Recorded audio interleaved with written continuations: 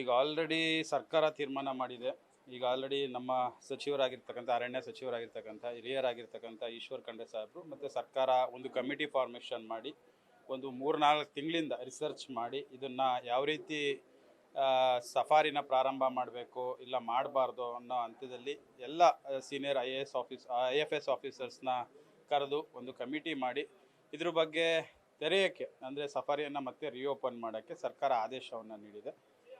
ಖಂಡಿತವಾಗ್ಲೂ ಎರಡೂ ರೀತಿಯನ್ನು ನಾವು ನೋಡಬೇಕಾಗ್ತದೆ. ಒಂದು ಹುಲಿ ಹೊರಗಡೆ ಬರದೇ ರೀತಿ ನಾವು ತಡೆ ಹೊಡಬೇಕಾಗ್ತದೆ.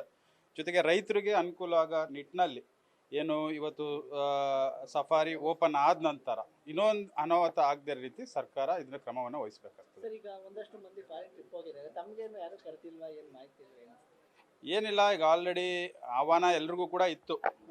ಎಲ್ರಿಗೂ ಕೂಡ ಆಸ್ಟ್ರೇಲಿಯಾ ಮತ್ತು ನ್ಯೂಜಿಲೆಂಡ್ಗೆ ಬರೋದು ಅಂತ ಕಳೆದ ಬಾರಿ ಫೆಬ್ರವರಿ ತಿಂಗಳಲ್ಲಿ ಮತ್ತು ಡಿಸೆಂಬರಲ್ಲಿ ಅದು ಚಳಿಗಾಲ ಅಧಿವೇಶನದಲ್ಲಿ ಬೆಳಗಾಮಲ್ಲಿ ಒಂದು ಮಾತುಕತೆ ನಡೀತಿತ್ತು. ಈಗ ಆಲ್ರೆಡಿ ಯಾಕಂದರೆ ತಮ್ಮೆಲ್ಲರಿಗೂ ಕೂಡ ಗೊತ್ತಿರೋಗೆ ಬಜೆಟ್ ಇದೆ.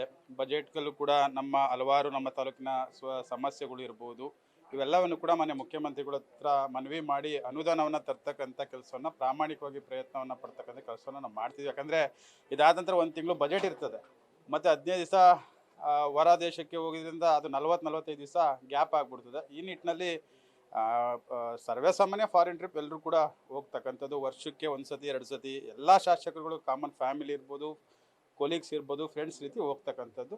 ಈಗ ಹಿರಿಯರು ಎಲ್ಲರೂ ಕೂಡ ಹೋಗಿದ್ದಾರೆ. ಖಂಡಿತವಾಗ್ಲೂ ಎಲ್ರಿಗೂ ಕೂಡ ಆಹ್ವಾನ ಇತ್ತು. ಕೆಲವು ಶಾಸಕರುಗಳು ಕೂಡ ಹೋಗಿರ್ತಕ್ಕಂಥ ನಾವು ಗಮನಿಸಿದ್ವಿ. ಸರ್, ಈಗ ರಾಜ್ಯದಲ್ಲಿ ಕೃಷಿ ಬದಲಾವಣೆ ವಿಚಾರಕ್ಕೆ ಸಾಕಷ್ಟು ಚರ್ಚೆಗಳಾಗ್ತಿದೆ. ನಿಮ್ಮ ಮಾದಪ್ಪನ ದಲಿತರಿಗೂ CM ಆಗಲಿ ಅಂತ ಏನಾಗ್ತಿದೆ ಕಾಂಗ್ರೆಸ್ನಲ್ಲಿ ಅಂತ ಈಗ ಆಲ್ರೆಡಿ ತಮಗೆ ಪದೇ ಪದೇ ಮಾಧ್ಯಮದ ಮುಖಾಂತರ ನಾವು ಮನವಿ ಮಾಡ್ತೀವಿ. ಮುಖ್ಯಮಂತ್ರಿಗಳು ಮತ್ತು ಉಪಮುಖ್ಯಮಂತ್ರಿಗಳು ಮತ್ತು ನಮ್ಮ ಹೈಕಮಾಂಡ್ ಭಾಳ ಸ್ಪಷ್ಟವಾಗಿ ಹೇಳಿದೆ. ಅದೆಲ್ಲ ಕೂಡ ಹೈಕಮಾಂಡ್ ತೀರ್ಮಾನವನ್ನು ತೆಗೆದುಕೊಳ್ತದೆ. ಯಾಕಂದರೆ ಅದ್ರ ಬಗ್ಗೆ ಮಾತಾಡೋಷ್ಟು ನಾನೇನು ದೊಡ್ಡವನಲ್ಲ. ಆಲ್ರೆಡಿ ಮುಖ್ಯಮಂತ್ರಿಗಳು ಕೂಡ ಸ್ಪಷ್ಟೀಕರಣ ಕೊಟ್ಟಿದ್ದಾರೆ, ಉಪಮುಖ್ಯಮಂತ್ರಿಗಳು ಕೂಡ ಸ್ಪಷ್ಟೀಕರಣ ಕೊಟ್ಟಿದ್ದಾರೆ. ಅದು ನಾವಿಬ್ಬರೇ ಅದನ್ನು ನಾವು ತೀರ್ಮಾನ ಮಾಡ್ತೀವಿ ಅನ್ನೋ ಮಾತನ್ನು ಕೂಡ ಇಬ್ಬರು ಕೂಡ ಹೇಳೋದ್ರಿಂದ ಮಧ್ಯದಲ್ಲಿ ನಾವು ಮಾತಾಡೋದು ತಪ್ಪಾಗ್ತದೆ. ಈಗ ತನ್ವೀರ್ ಸೇಠ್ ಅವರು ಯತೀಂದ್ರ ಸಿದ್ದರಾಮಯ್ಯ ಅವರ ಮೇಲೆ ಅಸಮಾಧಾನ ಹಾಕಿದ್ರು. ನನ್ನ ಕ್ಷೇತ್ರದವರೆಗೂ ಹಸ್ತಕ್ಷೇಪ, ನಿಮ್ಮ ಕ್ಷೇತ್ರದ ಇಲ್ಲ, ಆ ಥರ 100% ಎಲ್ಲೂ ಕೂಡ ಇಲ್ಲ. ನಮ್ಮ ತನ್ವೀರ್ ಅಣ್ಣ ಅವರು ಭಾಳ ಸೀನಿಯರ್ ಮೋಸ್ಟ್ ಶಾಸಕರು ಮತ್ತು ಮಾಜಿ ಸಚಿವರು. ನನಗೂ ಕೂಡ ಅಣ್ಣನ ಸಮಾನರಾಗಿರ್ತಕ್ಕಂಥವ್ರು. ತಂದೆಯವ್ರ ಜೊತೆ ಭಾಳ ಸುದೀರ್ಘವಾಗಿ ಜನಸೇವೆ ಮಾಡ್ಕೊಂಡು ಬಂದಿರತಕ್ಕಂಥದ್ದು. ಮತ್ತು ಅಜಿಸೆಟ್ ಫ್ಯಾಮಿಲಿ ಅಂದರೆ ಇಡೀ ಮೈಸೂರು ಭಾಗದಲ್ಲಿ ಒಂಥರ ಭಾಳ ಪವರ್ಫುಲ್ ಇರ್ತಕ್ಕಂಥದ್ದು. ಆ ರೀತಿ ಎಲ್ಲೂ ಕೂಡ ನಾನು ಮತ್ತು ಯತೀಂದ್ರ ಸಾರು ಭಾಳ ಆತ್ಮೀಯತೆಯಿಂದ ಒಂದು ಸ್ನೇಹಿತರಾಗಿ ನಾವು ಇರ್ತಕ್ಕಂಥದ್ದು.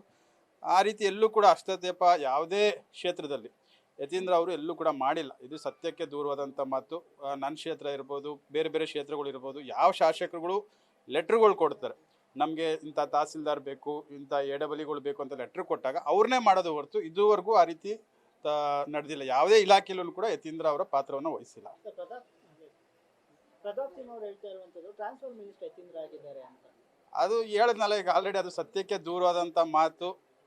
ಪ್ರತಾಪ್ ಸಿಂಹಣ್ಣವರು ಯಾವ ರೀತಿ ಹೇಳ್ತಾ ಇದ್ದಾರೆ ಗೊತ್ತಿಲ್ಲ. ಯಾಕಂದರೆ ಅವರು ಭಾಳಷ್ಟು ಬಾರಿ ನಾವು ಗಮನಿಸಿದ್ದೀವಿ, ಬರೀ ಹಿಂದುಳಿದ ವರ್ಗದ ನಾಯಕರ ಬಗ್ಗೆ ಅವ್ರು ಮಾತಾಡ್ತಕ್ಕಂಥದ್ದು.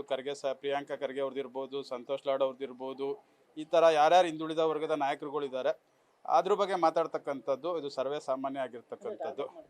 ಖಂಡಿತವಾಗ್ಲೂ 100% ಹೌದು. ಯಾಕಂದರೆ ಇವತ್ತು ಯತೀಂದ್ರ ಅವರು ಒಂದು ಹಿಂದುಳಿದ ವರ್ಗ ನಾಯಕರಾಗಿ ಒಬ್ಬರು ಮುಖ್ಯಮಂತ್ರಿಗಳ ಮಗನಾಗಿ ಬೆಳೀತಕ್ಕಂಥದ್ದು. ಈ ಮೈಸೂರು ಭಾಗದಲ್ಲಿ ಅನೇಕ ಜ್ವಲಂತ ಸಮಸ್ಯೆ ಬಗ್ಗೆ ಅವರು ಗಮನ ಹರಿಸ್ತಿದ್ದ ಸಂದರ್ಭದಲ್ಲಿ ಈ ರೀತಿ ಅವರು ಮಾತಾಡ್ತಿರ್ತಕ್ಕಂಥದ್ದು ಭಾಳ ತಪ್ಪು. ಯಾರು ಸಾಕ್ಷಿ ಆಧಾರ ಇಟ್ಕೊಂಡು ಮಾತಾಡಬೇಕು. ಏನೇ ಮಾತಾಡಬೇಕು ಅಂತಂದರೆ ನಮ್ಮ ಕ್ಷೇತ್ರದಲ್ಲಿ ಹಸ್ತಕ್ಷೇಪ ಆಗಿದೆ, ಇಲ್ಲ ಯತೀಂದ್ರ ಅವರು ಈ ಥರ ಲೆಟ್ರ್ ಕೊಟ್ಟಿದ್ದಾರೆ, ಯಾವ ಆಧಾರದ ಮೇಲೆ ಅವ್ರು ಮಾತಾಡ್ತಾರೆ ನನಗಂತೂ ಗೊತ್ತಿಲ್ಲ.